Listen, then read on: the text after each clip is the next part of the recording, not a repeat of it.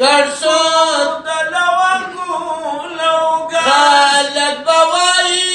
دوه یاران دي لوګا ګرځو د لونګو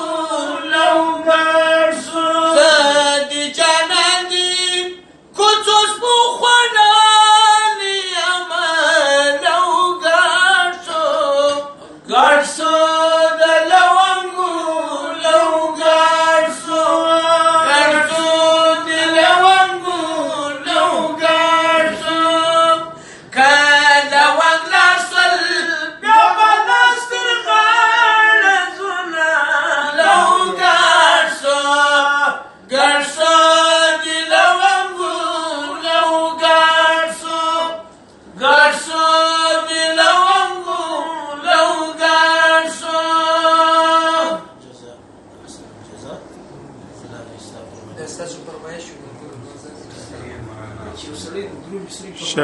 شاولی اخوان